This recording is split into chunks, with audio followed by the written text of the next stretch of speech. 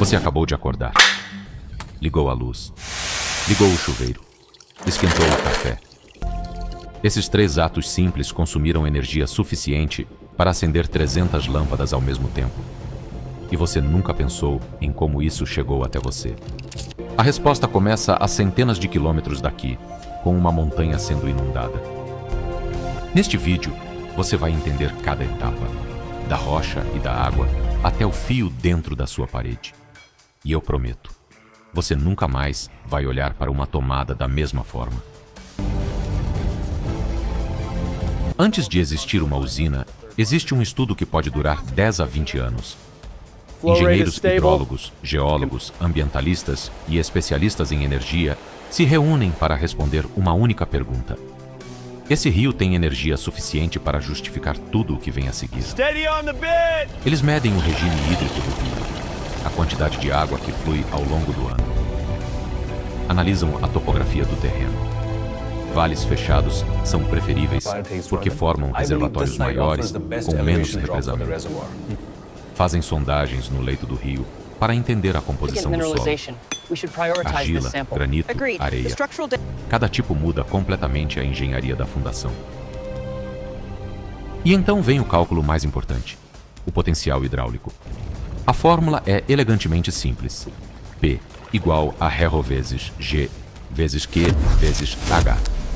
Onde P é a potência em watts, ρ é a densidade da água, G é a gravidade, Q é a vazão em metros cúbicos por segundo e H é a altura de queda.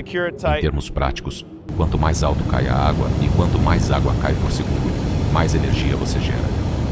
É por isso que Itaipu, com uma queda efetiva de 118 metros e vazão de até 14 mil metros cúbicos por segundo, é capaz de gerar 14 gigawatts de potência instalada.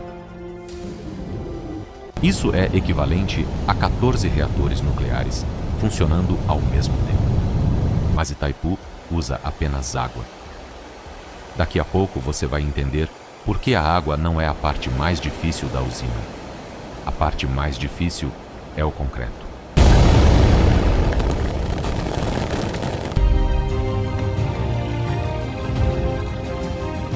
A construção começa pelo que os engenheiros chamam de desvio do rio. Você não pode construir dentro d'água. Então, primeiro, você precisa tirar o rio do caminho. Isso é feito com túneis de desvio, cavernas artificiais escavadas na rocha ao redor do leito original. O rio é redirecionado por esses túneis enquanto o local da barragem fica seco. A fundação é então escavada até atingir a rocha-mãe, a camada sólida de granito ou basalto que vai suportar milhões de toneladas. Qualquer falha aqui pode significar o colapso da estrutura décadas depois. Aí começa o lançamento de concreto. Na Itaipu, foram utilizados 12,3 milhões de metros cúbicos de concreto. Para você ter uma dimensão, isso é suficiente para construir 210 estádios do Maracanã. Mas não é concreto comum. As barragens usam concreto massa, com baixo calor de hidratação, porque o concreto comum, ao endurecer em grandes volumes, gera calor suficiente para rachar a própria estrutura. Para controlar isso, canos de refrigeração são instalados dentro das concretagens. Água gelada circula por esses tubos por meses, resfriando o concreto por dentro. A barragem de Três Gargantas, na China, a maior do mundo, precisou de 16 anos de construção e envolveu o reassentamento de 1,3 milhão de pessoas. Cidades inteiras foram submersas. O conteúdo das barragens não é só tecnológico, é profundamente humano. Depois do concreto, vem a impermeabilização e os sistemas de galeria de inspeção, túneis internos que percorrem toda a extensão da barragem, onde técnicos caminham regularmente medindo pressão, temperatura e deformações milimétricas na estrutura. Uma boa barragem é projetada para durar 200 anos e é monitorada todos os dias. Se você já passou perto de uma barragem e se sentiu pequeno, deixa um comentário aqui embaixo. Essa sensação tem um nome. É Aué, o espanto diante do sublime. O reservatório é o controle da água. O reservatório não é simplesmente um lago artificial.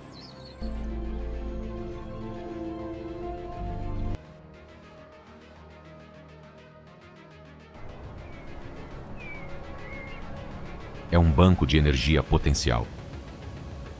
Cada metro cúbico de água armazenado a 100 metros de altura representa energia que pode ser convertida em eletricidade sob demanda.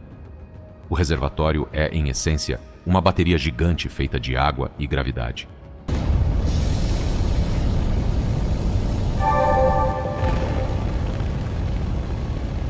A gestão desse reservatório é uma das tarefas mais complexas da engenharia de sistemas.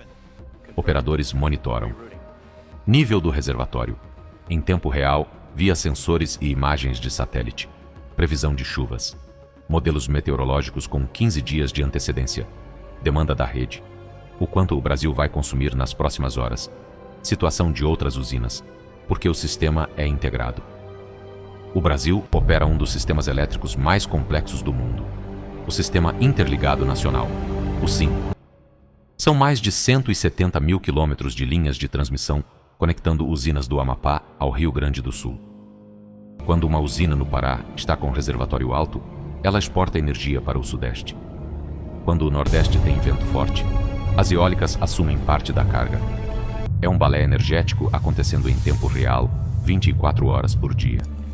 E existe um cenário que os engenheiros temem acima de qualquer outro: o vertimento em cascata. Quando chove demais e os reservatórios enchem além do limite, a usina é obrigada a jogar água fora sem gerar energia. Energia desperdiçada que não pode ser recuperada. Mas agora vem a parte que poucos entendem.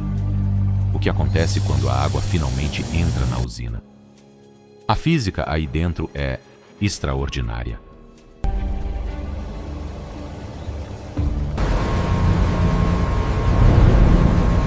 Você está dentro da casa de força.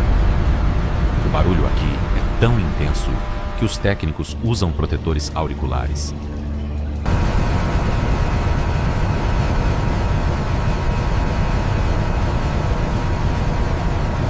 O chão vibra. O ar é úmido e frio. E em volta de você giram estruturas de aço do tamanho de um prédio de 3 andares. Estas são as turbinas hidráulicas. A água entra pelos condutos forçados, tubulões de aço de 10 a 12 metros de diâmetro, com pressão brutal. Ela é direcionada até o distribuidor, que a acelera e a orienta para atingir as pás da turbina no ângulo exato de máxima eficiência. A turbina mais usada em usinas de grande porte é a turbina Francis, desenvolvida pelo engenheiro James Francis em 1849 e ainda hoje a mais eficiente do mundo para médias e grandes quedas. Sua eficiência chega a 96%. Quase toda a energia cinética da água é convertida em rotação mecânica. Essa rotação é transferida diretamente para o gerador síncrono, a máquina que transforma a rotação em eletricidade. E aqui entra a descoberta de Faraday, que mudou o mundo. Quando um condutor de cobre se move dentro de um campo magnético, corrente elétrica surge nesse condutor.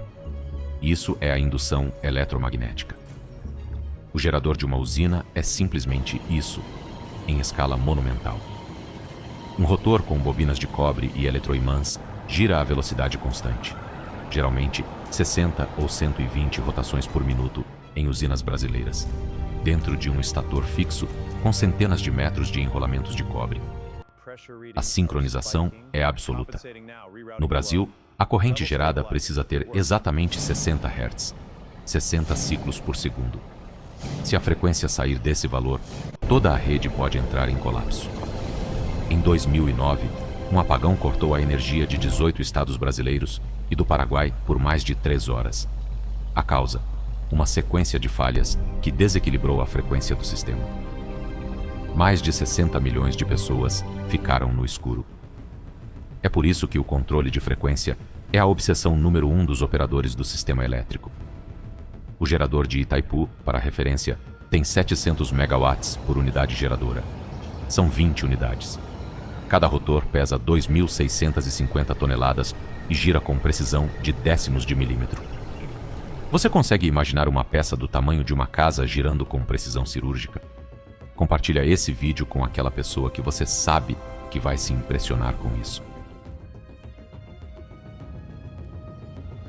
A eletricidade sai do gerador com tensão de cerca de 18.000 volts. Não dá para distribuir assim. Perdas seriam enormes. Então, fazemos algo que parece contra-intuitivo. Aumentamos a tensão. Os transformadores elevadores, estruturas do tamanho de um ônibus, cheias de óleo isolante e bobinas de cobre, elevam essa tensão para 500 mil ou até 750 mil volts. Porque aumentar a tensão reduz perdas. Porque a perda de energia em um fio elétrico depende do quadrado da corrente, não da tensão. Ao elevar a tensão, você reduz a corrente necessária para transmitir a mesma potência, e as perdas caem dramaticamente. Em uma linha de transmissão de 500 kV, a corrente é pequena o suficiente para que os cabos, mesmo com centenas de quilômetros, percam apenas 3 a 5% da energia. Sem essa elevação de tensão, essas perdas seriam de 40%, 50%, 60%. A energia simplesmente viraria calor no ar. Os transformadores são, possivelmente, os dispositivos mais subestimados da civilização moderna. As linhas de transmissão são as artérias do Brasil. Cruzam florestas, rios, serras e desertos. Passam por territórios indígenas e biomas protegidos. Sobrevivem a raios, tempestades e décadas de intempéries. As torres mais altas chegam a 80 metros de altura, do tamanho de um prédio de 25 andares, para cruzar rios e vales profundos. Os cabos condutores são feitos de alumínio com alma de aço, leves o suficiente para sustentar seu próprio peso em vãos de até 700 metros. Existe até uma linha de transmissão que cruza o rio Amazonas com torres de mais de 200 metros em cada margem.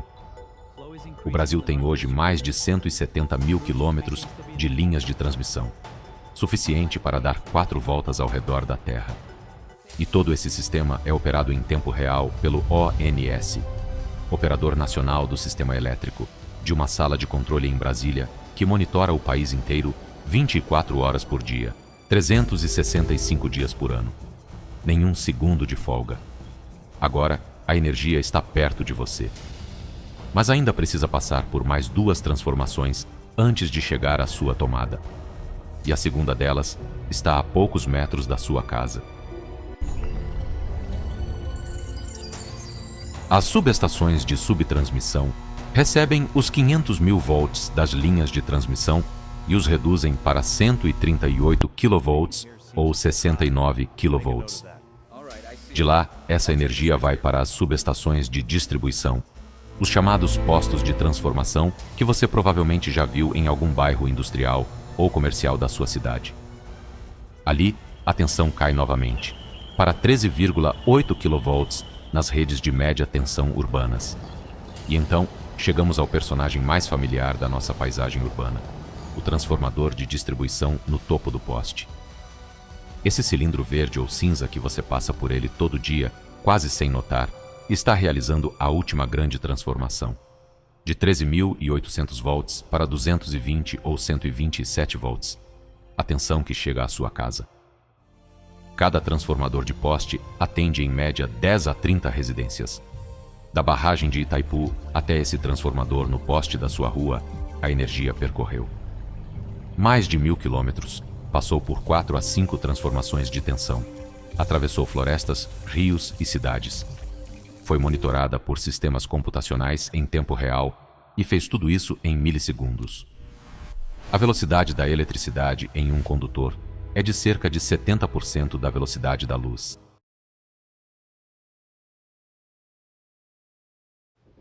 O medidor de energia na sua parede está sendo substituído. Os novos medidores inteligentes, Smart Meters, não apenas medem o consumo. Eles comunicam em tempo real com a distribuidora, identificam desperdícios, detectam fraudes automaticamente e permitem que você venda a energia de volta para a rede. É a geração distribuída. Quem tem painéis solares pode injetar energia no sistema e receber créditos na conta de luz. Em 2024, o Brasil atingiu 5 milhões de unidades consumidoras com geração distribuída, a maioria solar fotovoltaica. Um crescimento de 400% em apenas 5 anos. O próximo passo é a Smart Grid, a rede elétrica inteligente. Imagine uma rede que redireciona automaticamente a energia quando uma linha cai. Integra baterias de carros elétricos como armazenamento distribuído. Balanceia solar, eólica e hidráulica em tempo real com inteligência artificial. Detecta uma falha em um transformador antes que ele queime. Essa não é ficção científica. Já existe em países como Alemanha, Dinamarca e Coreia do Sul. E está chegando ao Brasil. A usina do futuro pode não ter reservatório. Pode ser uma rede de milhões de casas com painéis solares e baterias, todas conectadas e gerenciadas por IA. A energia deixará de ser produzida em um único lugar gigante e passará a ser gerada em todos os lugares ao mesmo tempo.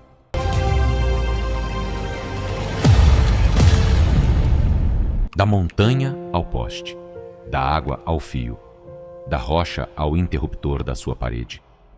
Cada vez que você acende uma luz, uma cadeia de engenharia extraordinária entra em ação, invisível, silenciosa e absolutamente essencial para tudo o que somos como civilização. A próxima vez que houver uma queda de energia, você vai lembrar de tudo o que precisa funcionar para que a luz volte. E talvez, só talvez, você vai sentir um pouco mais de respeito por aquele botão na parede. Eu sou Charles Moraes e estou imensamente grato por toda a sua atenção. Espero ter conseguido trazer uma luz sobre este assunto.